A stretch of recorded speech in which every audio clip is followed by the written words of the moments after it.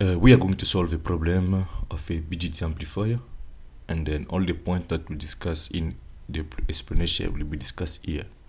So as I said, it's all about two analyses, DC analysis and AC analysis. Why? Because we have two sources, AC and DC. The DC is to bias our transistor, and the reason why we explain, because we want to set our Q point. So we're gonna start with our DC analysis.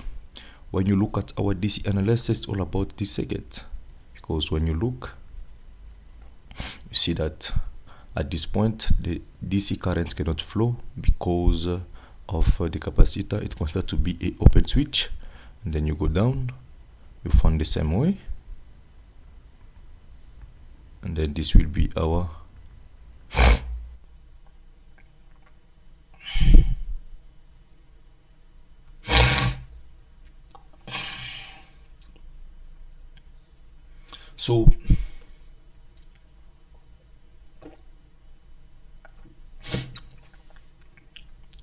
so we're gonna try to solve a BJT amplifier, and as I said, it's all about two analysis. So all the points that were discussed in the explanation will be tried to discuss it when you solve the problem now.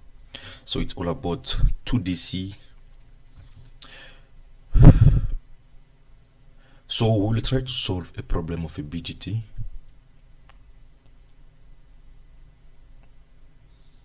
So we are going to solve a BJT amplifier, and all the points that were discussed in the explanation video will be discussed as well. And as we said, it's all about the two concepts. Why two concepts? Because we are dealing with two sources, AC and DC.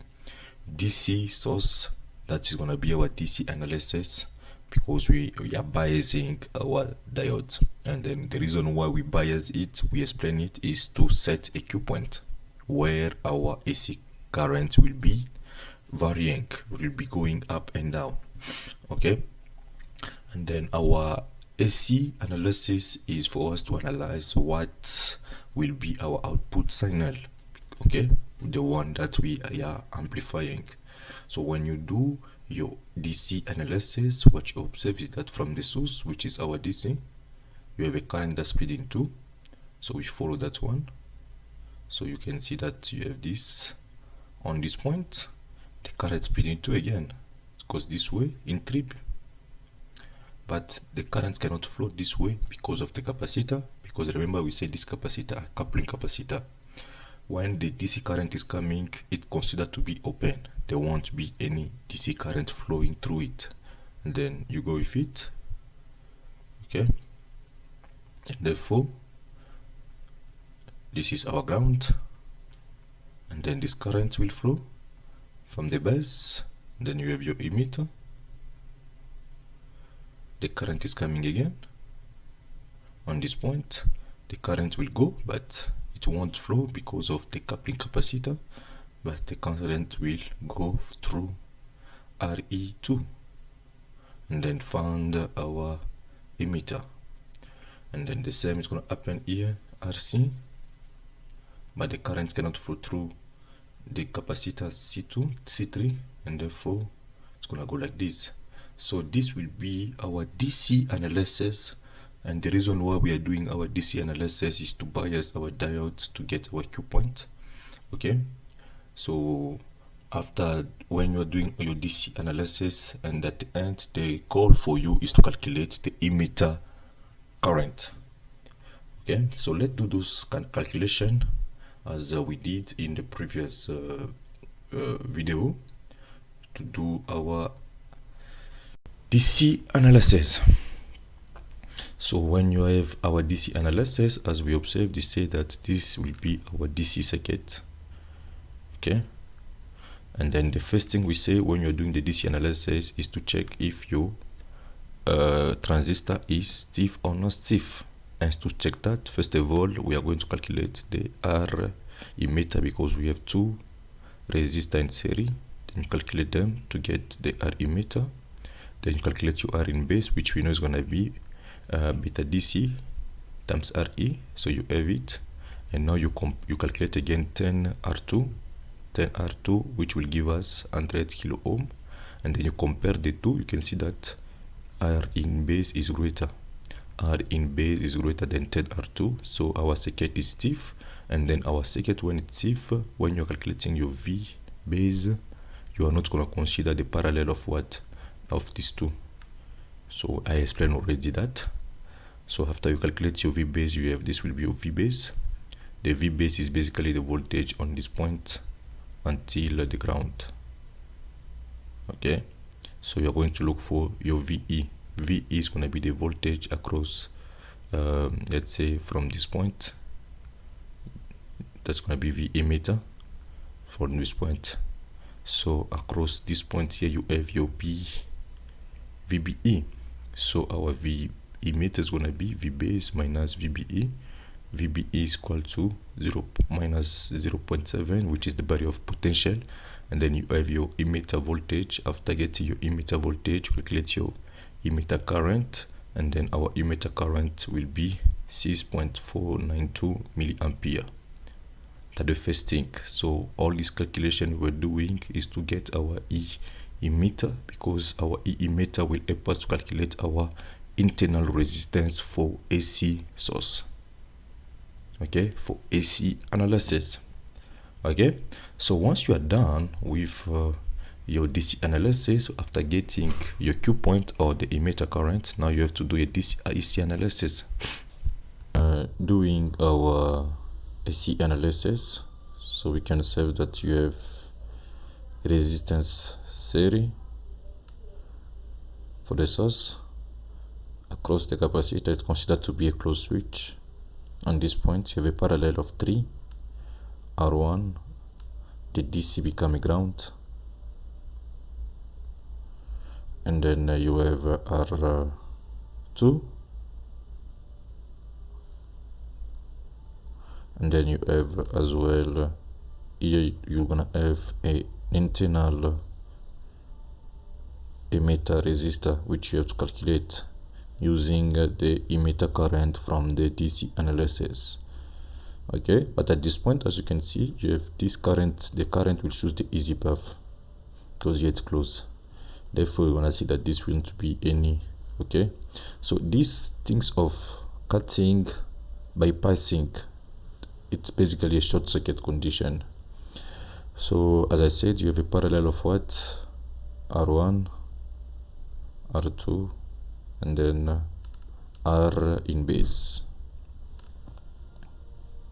But on the output, you have your RC parallel with their R load. If the R load is not there, the only output will be the RC. So let's have a look on this circuit. How do we represent it in AC?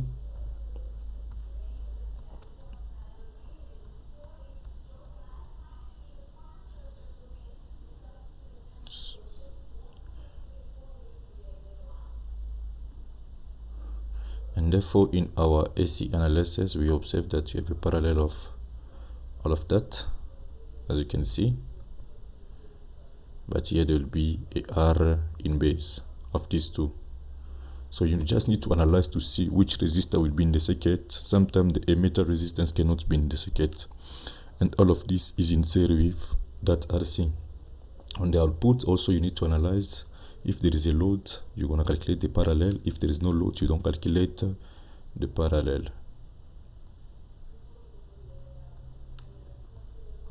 So once you come from our DC analysis, what we wanted to get is our E emitter from the DC, so that you can calculate our R emitter.